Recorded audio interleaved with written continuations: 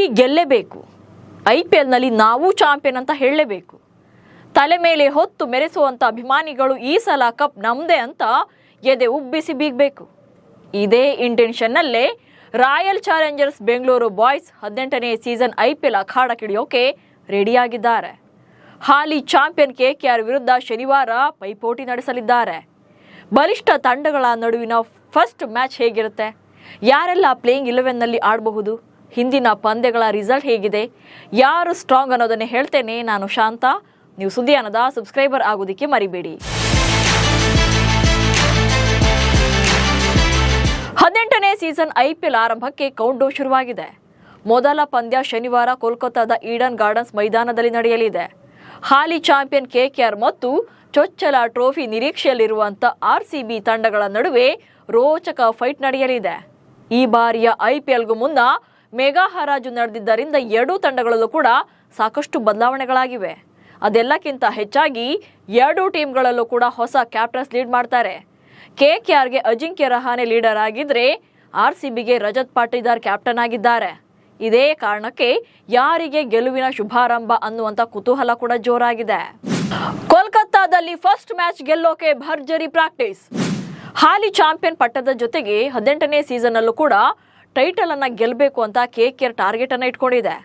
ಮತ್ತೊಂದು ಕಡೆ ಮೊದಲ ಪಂದ್ಯದಲ್ಲಿ ಗೆದ್ದು ಕಾನ್ಫಿಡೆನ್ಸ್ ಅನ್ನ ಹೆಚ್ಚಿಸಿಕೊಂಡು ಟೂರ್ನಿಯನ್ನ ಆರಂಭ ಮಾಡಬೇಕು ಅನ್ನೋದು RCBಯ ಉದ್ದೇಶವಾಗಿದೆ. ಯಾಕಂದ್ರೆ KKR ತಂಡ ಕಳೆದ ಆವೃತ್ತಿಯಲ್ಲಿ ಆಡಿದಂಥ ಎರಡೂ ಪಂದ್ಯಗಳಲ್ಲೂ ಕೂಡ RCB ತಂಡವನ್ನ ಸೋಲಿಸಿತ್ತು. ಹೀಗಾಗಿ ಈ ಆವೃತ್ತಿಯ ಮೊದಲ ಪಂದ್ಯದಲ್ಲಿ KKR ತಂಡವನ್ನ ಮಣಿಸಿ ಹಳೆಯ ಸೋಲಿಗೆ ಸೇಡನ್ನ ತೀರಿಸಿಕೊಳ್ಳುವಂತ ನಿರೀಕ್ಷೆಯಲ್ಲಿದೆ ರಜತ್ ಪಾಟೀದಾರ್ ಪಡೆ. RCB ತಂಡ ಈಗಾಗಲೇ ಕೋಲ್ಕತ್ತಾದಲ್ಲಿ ಭರ್ಜರಿ ತಾಲೀಮನ್ನು ಕೂಡ ನಡೆಸ್ತಾ ಇದೆ. ಈ ವಿಡಿಯೋವನ್ನ ಫ್ರಾಂಚೈಸಿ ತನ್ನ ಸೋಷಿಯಲ್ ಮೀಡಿಯಾ ಖಾತೆಯಲ್ಲೂ ಕೂಡ ಶೇರ್ ಮಾಡಿದೆ. ಹೀಗೆ ಮೊದಲನೇ ಗೆಲುವಿನ ನಿರೀಕ್ಷೆಯಲ್ಲಿರುವಂತಹ ಬೆಂಗಳೂರು ತಂಡದ ಪ್ಲೇಯಿಂಗ್ 11 ಹೇಗಿರಬಹುದು ಅನ್ನೋದನ್ನ ನೋಡೋದಾದ್ರೆ, ಶನಿವಾರದ ಪಂದ್ಯಕ್ಕೆ ಬೆಂಗಳೂರು ತಂಡದಲ್ಲಿ ಕೊಹ್ಲಿ ಜೊತೆ ಫಿಲ್ ಸಾಲ್ಟ್ ಓಪನರ್ ಆಗಿ ಕಾಣಿಸಿಕೊಳ್ತಾರೆ. ಇನ್ನು 3ನೇ ಕ್ರಮಾಂಕದಲ್ಲಿ ನಾಯಕ ರಜತ್ ಪಾಟೀದಾರ್ ಬ್ಯಾಟ್ ಬೀಸಲಿದ್ದಾರೆ. 4ನೇ ಸ್ಲಾಟ್ನಲ್ಲಿ ಲಿಯಾಮ್ ಲಿವಿಂಗ್ಸ್ಟೋನ್ ಆಡಲಿದ್ದು 5ನೇ ಕ್ರಮಾಂಕದಲ್ಲಿ ವಿಕೆಟ್ ಕೀಪರ್ ಬ್ಯಾಟರ್ ಆಗಿ ಜಿತೇಶ್ ಶರ್ಮಾ ಕಾಣಿಸಿಕೊಳ್ಳಬಹುದು. ಇನ್ನು 6ನೇ ಕ್ರಮಾಂಕದಲ್ಲಿ ಟಿಮ್ ಡೇವಿಡ್ಗೆ ಚಾನ್ಸ್ ಸಿಗಲಿದೆ. 7ನೇ ಸ್ಲಾಟ್ನಲ್ಲಿ ಕೃಣಾಲ್ ಪಾಂಡ್ಯ ಕಾಣಿಸಿಕೊಳ್ಳುವಂತ ಸಾಧ್ಯತೆ ಹೆಚ್ಚಿದೆ. ಹಾಗೆ ವೇಗಿಗಳಾಗಿ ಭುವನೇಶ್ವರ್ ಕುಮಾರ್, ಯಶ್ ದಯಾಳ್ ಹಾಗೆ ಜೋಸ್ ಹ್ಯಾಜಲ್ವುಡ್ ಕಣಕ್ಕಿಳಿಯಲಿದ್ದಾರೆ.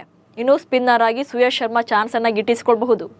ಇನ್ನು ಇದಲ್ದಲೆನ ರಸಿಕ್ ಸಲಾಂ ಹಾಗೆ ದೇವದತ್ ಪಡಿಕ್ಕಲ್ ಅವರನ್ನ ಇಂಪ್ಯಾಕ್ಟ್ ಪ್ಲೇಯರ್ ಆಗಿ RCB ತಂಡ ಬಳಸಿಕೊಳ್ಳುವಂತ ಸಾಧ್ಯತೆ ಇದೆ. ಸೊ ಇದಿಷ್ಟು ಬೆಂಗಳೂರು ಆಡುವ ಬಳಗವಾದ್ರೆ, ಅಜಿಂಕ್ಯ ರಹಾನೆ ಕ್ಯಾಪ್ಟನ್ಸಿಯಲ್ಲಿ ಕಣಕ್ಕಿಳ್ತಾ ಇರುವಂತ ಕೋಲ್ಕತ್ತಾಗೆ IPL ಆರಂಭಕ್ಕೂ ಮುನ್ನವೇ ದೊಡ್ಡ ಆಘಾತ ಎದುರಾಗಿದೆ. ಬಲಗೈ ವೇಗದ ಬೌಲರ್ ಆಗಿರುವಂತ ಉಮ್ರಾನ್ ಮಲ್ಲಿಕ್ IPL 2025ರಿಂದನೇ ಹೊರಗುಳಿದಿದ್ದಾರೆ. ತಂಡದಿಂದ ಗಾಯಗೊಂಡು ಉಮ್ರಾನ್ ಮಲ್ಲಿಕ್ ಹೊರಬಿದ್ದಿದ್ದು, ಇವರ ಬದಲಿಗೆ ಎಡಗೈ ವೇಗಿ ಚೇತನ್ ಸಖಾರಿಯಾ KKR ತಂಡವನ್ನು ಸೇರ್ಕೊಂಡಿದ್ದಾರೆ. ಸಖಾರಿಯಾ 75 ಲಕ್ಷಕ್ಕೆ KKR ತಂಡಕ್ಕೆ ಜಾಯ್ನ್ ಆಗಿದ್ದಾರೆ.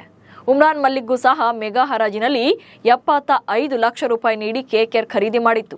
ಹೀಗಾಗಿ ಅಂತಿಮ ತಂಡ ಹೇಗಿರಬಹುದು ಅನ್ನೋದನ್ನ ನೋಡೋಣ. KKR ಪರ ಪ್ಲೇಯಿಂಗ್ 11ನಲ್ಲಿ ರೆಹಮಾನುಲ್ಲಾ ಗುರ್ಬಾಜ್ ಮೊದಲನೇದಾಗಿ ಸ್ಥಾನವನ್ನು ಪಡ್ಕೊಳ್ತಾರೆ. ಇವರು ಓಪನರ್ ಆಗಿ ಕಾಣಿಸಿಕೊಳ್ತಾರೆ. ವಿಕೆಟ್ ಕೀಪರ್ ಬ್ಯಾಟರ್ ಆಗಿರುವಂಥ ಗುರ್ಬಾಜ್ ಅಗ್ರೆಸಿವ್ ಬ್ಯಾಟಿಂಗ್ ಇಂಟೆಂಟ್ ಅನ್ನು ಹೊಂದಿದ್ದಾರೆ. ಅಫ್ಘಾನ್ ಬ್ಯಾಟ್ಸ್ಮನ್ ಆಗಿರುವಂಥ ಇವರು 2023ರಿಂದ KKRನಲ್ಲಿದ್ದಾರೆ.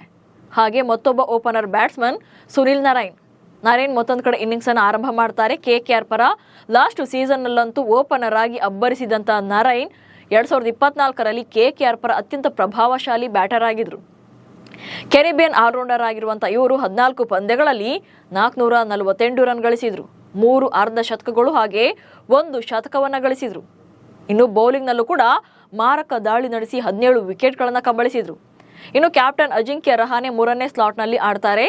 185 IPL ಪಂದ್ಯಗಳನ್ನು ಆಡಿರುವಂಥ ಇವರು 30 ಅರ್ಧ ಶತಕಗಳು ಮತ್ತು 2 ಶತಕಗಳು ಸೇರಿದಂತೆ 4642 ರನ್ ಗಳಿಸಿರುವಂಥ ರಹಾನೆ ಈ ಸಲ KKR ತಂಡದ ಕ್ಯಾಪ್ಟನ್ ಸವಾಲನ್ನು ಕೂಡ ಸ್ವೀಕರಿಸಬೇಕಿದೆ. ಇನ್ನು 4ನೇ ಸ್ಲಾಟ್ಗೆ ವೆಂಕಟೇಶ್ ಅಯ್ಯರ್ ಬರ್ತಾರೆ. ಅಯ್ಯರ್ಗೆ KKR ತಂಡ ಭರ್ಜರಿ ಹಣವನ್ನು ಕೊಟ್ಟು ರಿಟೈನ್ ಮಾಡಿಕೊಂಡಿತ್ತು. ಮೆಗಾ ಹರಾಜಿಗೂ ಮುನ್ನ 23.75 ಕೋಟಿ ರೂಪಾಯಿಗೆ ರಿಟೈನ್ ಮಾಡಿಕೊಂಡಿದ್ರು. ಸೊ ಹೀಗಾಗಿ ಇವರ ಮೇಲೂ ಕೂಡ ಹೆಚ್ಚಿನ ನಿರೀಕ್ಷೆಗಳನ್ನು ಇಟ್ಕೊಳ್ಳಲಾಗಿದೆ.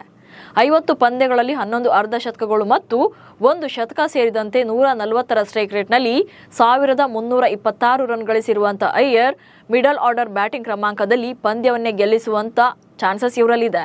ಇನ್ನು 5ನೇ ಕ್ರಮಾಂಕದಲ್ಲಿ ರಿಂಕು ಸಿಂಗ್ ಆಡ್ತಾರೆ. ಹೇಗೆ ಆಡ್ತಾರೆ ಅನ್ನೋದು ಬಹುಶಃ ಎಲ್ರಿಗೂ ಕೂಡ ಗೊತ್ತಿರುತ್ತೆ.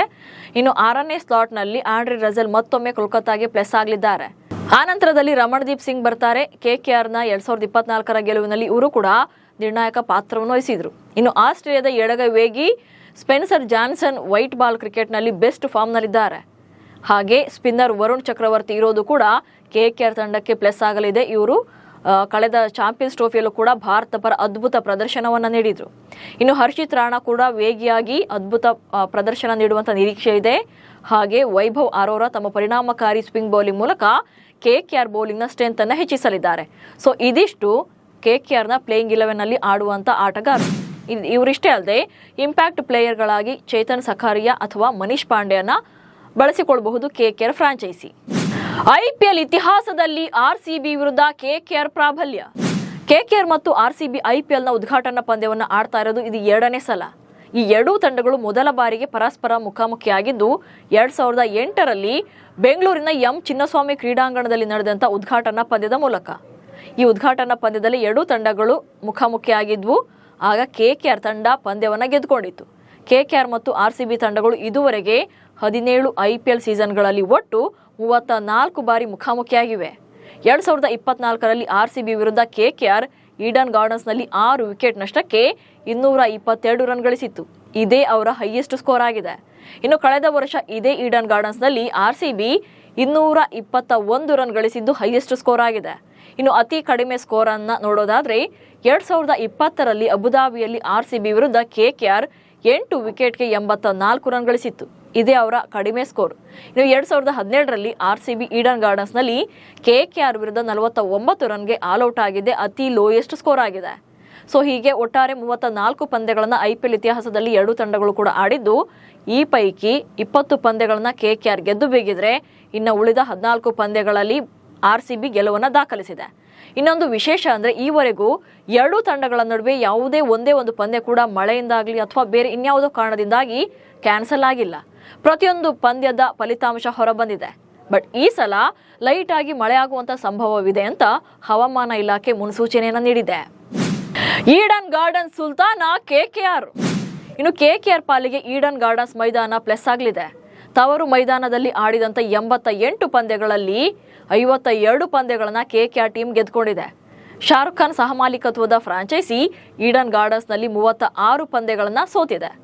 IPL 2024ರ ಟೂರ್ನಿಯಲ್ಲಿ ಇದೇ ಮೈದಾನದಲ್ಲಿ ನಡೆದಂಥ 7 ಪಂದ್ಯಗಳಲ್ಲಿ 5 ಪಂದ್ಯಗಳನ್ನು KKR ಗೆದ್ದುಕೊಂಡಿತ್ತು. ಕಳೆದ ವರ್ಷ ಸುನಿಲ್ ನರೇನ್ ಶತಕ ಗಳಿಸೋದ್ರೊಂದಿಗೆ KKR 261 ರನ್ಗಳಿಗೆ 6 ವಿಕೆಟ್ ಕಳ್ಕೊಂಡು IPLನಲ್ಲೇ ಅತ್ಯಧಿಕ ಸ್ಕೋರ್ ಅನ್ನ ದಾಖಲು ಮಾಡಿದ್ರು. ಇದು KKR ಗಳಿಸಿದಂತ ಅತ್ಯಧಿಕ ಸ್ಕೋರ್ ಆಗಿತ್ತು.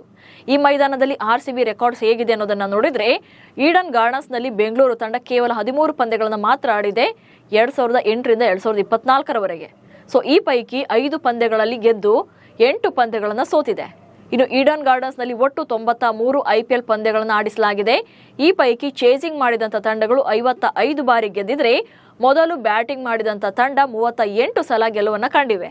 ಸೊ ಈ ಸಲ ಗೆದ್ದವರು ಬೌಲಿಂಗ್ ಅನ್ನು ಆಯ್ಕೆ ಮಾಡಿಕೊಳ್ಳುವಂಥ ಚಾನ್ಸಸ್ ಇದೆ. ಯಾಕಂದ್ರೆ ಚೇಸಿಂಗ್ನಲ್ಲಿ ಹೆಚ್ಚು ಗೆಲುವು ಕಂಡಿರೋದ್ರಿಂದ ಫಸ್ಟ್ ಟಾಸ್ ಅನ್ನ ಗೆದ್ದವರು ಬೌಲಿಂಗ್ ಅನ್ನು ಆಯ್ಕೆ ಮಾಡಿಕೊಳ್ಳಬಹುದು. ಒಟ್ಟಿನಲ್ಲಿ ಬಹು ನಿರೀಕ್ಷಿತ 2025ರ ಇಂಡಿಯನ್ ಪ್ರೀಮಿಯರ್ ಲೀಗ್ಗೆ ಕೌಂಟ್ ಡೌನ್ ಶುರುವಾಗಿದೆ. ಮಾರ್ಚ್ 22ನೇ ತಾರೀಕಿನಿಂದ ಇಂಡಿಯನ್ ಪ್ರೀಮಿಯರ್ ಲೀಗ್ಗೆ ಕ್ರಿಕೆಟ್ ಪ್ರೇಮಿಗಳು ಕಾತರದಿಂದ ಕಾಯ್ತಾ ಇದ್ದಾರೆ. KKR ಈ ಸಲವೂ ಕೂಡ ಸೂಪರ್ ಸ್ಟ್ರಾಂಗ್ ಟೀಮ್ ನಂತೆ ಕಾಣ್ತಾ ಇದೆ. RCB ಕೂಡ ತಂಡದಲ್ಲಿ ಬ್ಯಾಟಿಂಗ್ ನಷ್ಟೇ ಬೌಲಿಂಗ್ ಕೂಡ ಉತ್ತಮವಾಗಿದೆ. ಸ್ಪಿನ್ನರ್ ಕೊರತೆ ಸ್ವಲ್ಪ ಅನಿಸಿದ್ರು ಕೂಡ ವೇಗದ ಬೌಲಿಂಗ್ ವಿಭಾಗದಲ್ಲಿ RCB ಬಲಿಷ್ಠವಾಗಿದೆ. ಹೀಗಾಗಿ ಮೊದಲ ಪಂದ್ಯವೇ IPL ಅಭಿಮಾನಿಗಳಿಗೆ ಪೈಸಾ ವಸೂಲ್ ಮ್ಯಾಚ್ ಆಗೋದಂತೂ ಪಕ್ಕ. ನಿಮ್ಮ ಪ್ರಕಾರ ಮೊದಲ ಪಂದ್ಯದಲ್ಲಿ ಯಾರು ಗೆಲುವಿನ ಶುಭಾರಂಭ ಮಾಡಬಹುದು ಅನ್ನೋದನ್ನ ಕಮೆಂಟ್ಸ್ ಮೂಲಕ ತಿಳಿಸಿ. ಹಾಗೆ ಸುದ್ದಿಯನ್ನು ಫಾಲೋ ಮಾಡಿ. ನಮಸ್ಕಾರ.